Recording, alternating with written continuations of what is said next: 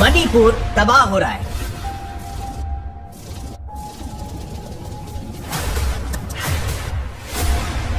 इस पे आपने बहुत सारे वीडियोस देखे होंगे जो ये बता रहे हैं कि मणिपुर के प्रोटेस्ट में क्या क्या हो रहा है, कैसे हो रहा है और कुछ उसके पीछे का रीजन भी। लेकिन that is all just half information. Miya tribals का इतना मैसिव प्रोटेस्ट क्रिएट करना कि 60 लोगों की जान चली जाए, 1500 से भी ज्यादा घर जला दिए जाए और 9000 से भी ज्यादा लोग अपनी जगहों से डिस्प्लेस हो जाए। मुझे ये बताना, क्या कोई नॉर्मल प्रोटेस्ट में ऐसा होता है क्या? This is definitely abnormal and so are the reasons behind it। इस प्रोटेस्ट में आप मानो या ना मानो कुछ बहुत ही वायलेंट टेररिस्ट ऑर्गेनाइजेशंस का हाथ है। ये भारत को इनस्टेबलाइज करने का एक प्रोपेगेंडा है। तो अगर आप मणिपुर की पूरी सच्चाई जानना चाहते हो तो इस वीडियो को एंड तक देखना। तो देखो, इन प्रोटेस्ट के होने के 3 मेजर रीजंस में से ये पहला सबसे इम्पोर्टेंट रीजन है। बात कुछ ऐसी है ना, 1949 में जब मणिपुर को इंडिया में इंक्लूजन दिया गया था तब मैतीस के एसटी स्टेटस को निकाल दिया गया था, क्योंकि तब वो एक मेजॉरिटी कम्युनिटी थी। लेकिन आज वही अपने स्टेट में इनसिक्योर फील कर रहे हैं, क्योंकि उनकी पॉपुलेशन के नंबर श्रिंक होते जा रहे हैं, जो आप इस ग्राफ को भी देखकर समझ सकते हो। और कुछ इसी वजह से scheduled tribe demand committee of Manipur 2013 से मैतीस के एसटी में इंक्लूजन के लिए पेटिशंस लिख रही है, जो अब जाकर कहीं 10 सालों बाद हाई कोर्ट ने कंसिडर करना शुरू किया है। अब मैतीस के स्टेटस की मांग के पीछे कुछ बड़े रीजंस हैं। वो अपने एंसेस्ट्रल लैंड्स और आइडेंटिटी को सेफगार्ड करना चाहते हैं। जैसे मैंने पहले भी बताया था, इस एसटी स्टेटस से उन्हें कई बेनिफिट्स मिलेंगे, जैसे नंबर 1 एजुकेशन और एम्प्लॉयमेंट में रिजर्वेशन, नंबर 2 गवर्नमेंट के द्वारा फाइनेंशियल असिस्टेंस थ्रू ट्राइबल सब प्लान्स, और नंबर 3 अपने ट्रेडिशनल लैंड्स का प्रोटेक्शन। मगर वहीं पर कुकीज इस डिसीजन को ये कहकर अपोज कर रहे हैं कि मैतीस को खुद मेजॉरिटी रहकर कैसे एसटी स्टेटस देना चाहिए, क्योंकि इस स्टेटस के बाद उन ट्राइबल कम्युनिटी वालों के पास कोई रिजर्वेशंस और बेनिफिट्स नहीं रहेंगे जो वाकई में इसके हकदार है। और तो और उन मैतीस को ऑलरेडी एससी और ओबीसी का स्टेटस दिया गया है। कुकीज ये कहते हैं कि इतना सब होने के बावजूद भी मैती कम्युनिटी के लोग सोशल, पॉलिटिकल, एजुकेशनल और इकोनॉमिक पैरामीटर्स में ऑलरेडी वेल प्लेस्ड है, तो क्यों उन्हें एसटी स्टेटस देकर ट्राइबल कम्युनिटी वालों के अपॉर्चुनिटीज को कम किया जाए?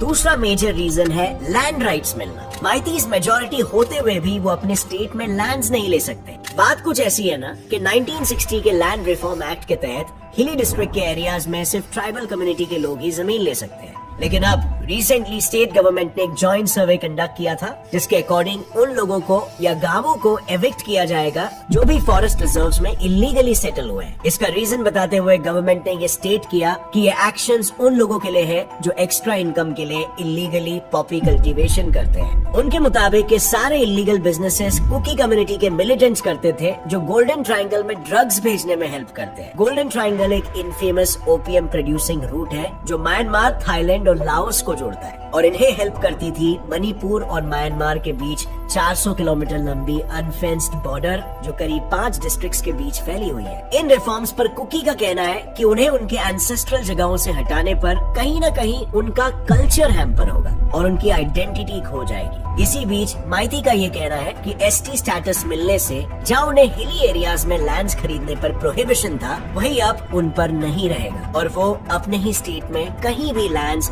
आसानी से खरीद सकेंगे। उन दोनों भी कम्युनिटीज में टेंशंस बस यहीं पर खत्म नहीं होते। इन रायट्स का तीसरा सबसे छुपा हुआ रीजन है पॉलिटिकल पावर। देखो, मणिपुर में टोटल 60 एमएलए सीट्स हैं, जिनमें से 40 मैती डोमिनेटेड वैली रीजन में है, यानी कि सिर्फ 10% एरिया वाले में। वहीं पर बचे 20 सीट्स 90% एरिया वाले हिली रीजन्स में फैले हुए हैं, जो ट्राइबल कम्युनिटीज द्वारा डोमिनेटेड है। और इसी वजह से कहीं ना कहीं कुकी और नागा ट्राइब्स को एक sense of loss of power feel होता है, और उन्हें ऐसा लगता है कि गवर्नमेंट मैती गवर्नमेंट के साथ मिलकर उन ट्राइबल कम्युनिटीज को मार्जिनलाइज कर रही है। इनफैक्ट कई जगह पर तो आप ये भी देखोगे कि इस इशू को एक रिलीजियस एंगल भी दे दिया जाए। और वहीं पर दूसरी तरफ बैंगलोर मणिपुर स्टूडेंट्स एसोसिएशन के एक स्टेटमेंट में ये मेंशन था कि क्रिश्चियंस ने हिंदू घरों को जला दिया। ये सारी सिचुएशन जहाँ सिर्फ मैती और कुकी के बीच थी, अब इस पर हिंदू और क्रिश्चियन का भी टैग लग गया। सो मणिपुरीज को ये समझना होगा कि कुछ एंटी इंडिया एलिमेंट्स इस नैरेटिव को यूज करके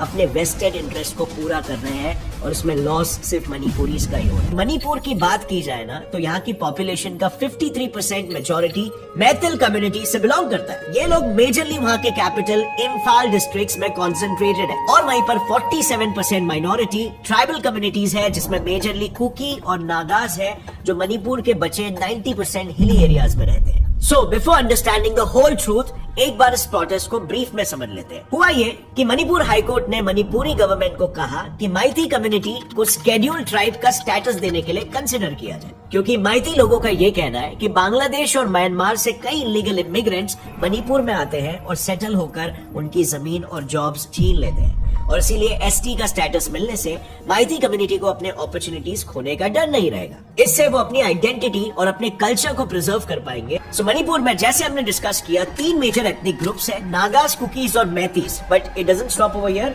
इनके कई सब ग्रुप्स भी हैं। इनमें से मैतीज मेनली मणिपुर के वैलीज में रहते हैं, तो कुकीज और नागास मणिपुर के हिली एरियाज में रहते हैं, जिनमें से ज्यादातर लोग मणिपुरी लैंग्वेज बोलते हैं। बट ओवरऑल स्टेट इंडिया की तीसरी बीपीएल स्टेट है, और इसीलिए वहाँ के ट्राइब्स का ये मानना था कि इंडियन गवर्नमेंट ने उनको लेकर बिल्कुल भी ध्यान नहीं दिया। उनका मानना ये है कि ये स्टेट काफी नेग्लेक्टेड है और इसीलिए इस एरिया में कई सारे मिलिटेंट ग्रुप्स का भी जन्म हो चुका है, जिसकी शुरुआत बाय द वे हुई थी 1964 में, जब यूनाइटेड नेशनल लिबरेशन फ्रंट ने मणिपुर को एक इंडिपेंडेंट सॉवरेन कंट्री बनाने की डिमांड रखी थी। इसी बीच 30 इंसर्जेंट ग्रुप्स एस्टैब्लिश हुए थे, जिन्होंने एक न्यू इंडियन स्टेट बनाने से लेकर कई अलग अलग डिमांड्स सामने रखे थे। इस पॉइंट से मणिपुर की इंटरनल सिक्योरिटी काफी हैम्पर होनी शुरू हो गई थी और एक्सटॉर्शंस, मर्डर्स, ये सारे क्राइम्स में भी काफी ज्यादा राइज होने लग गया था, जिसे देखकर 1980 में गवर्नमेंट ऑफ इंडिया ने मणिपुर को एक डिस्टर्ब्ड स्टेट डिक्लेयर करके वहां पर armed forces special protection act AFSPA impose कर डाला। इसके बाद से वहां पर इंसर्जेंसीज काफी हद तक कम होने लग गई, लेकिन पूरी तरीके से खत्म नहीं हुई। इनफैक्ट अब ये इंसर्जेंट ग्रुप इंटरस्टेट क्राइसिस का भी रीजन बन सकता था, बिकॉज नागास को अपना अब सेपरेट नागालैंड कंट्री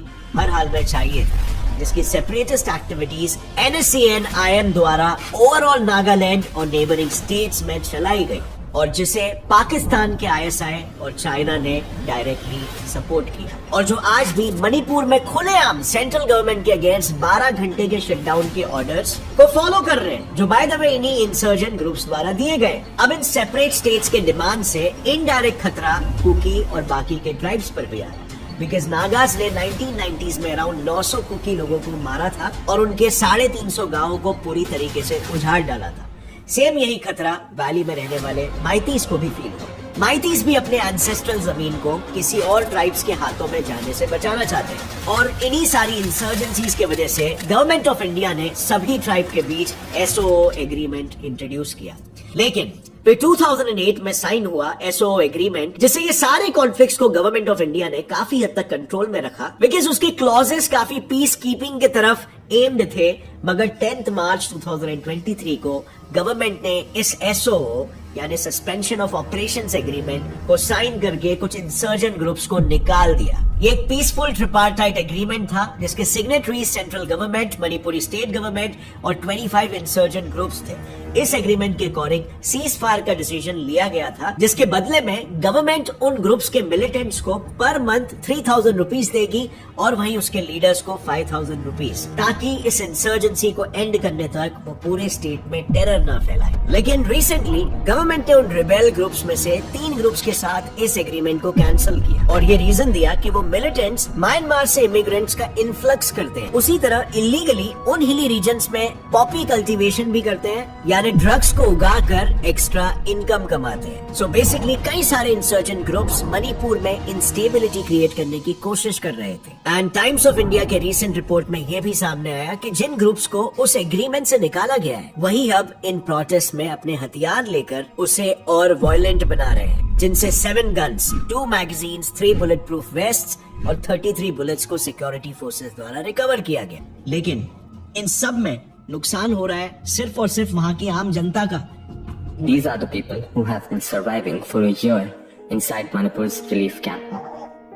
बोलता है भाई एक बार घर दिखाओ, घर तो है नहीं, सब जला दिया वो लोग ने। हर रात हर सुबह बच्चे लोग बोले पापा कब घर जाएंगे, कैसे जवाब दिया जाएंगे। एक बाप का दिल तो दुख होता है ना।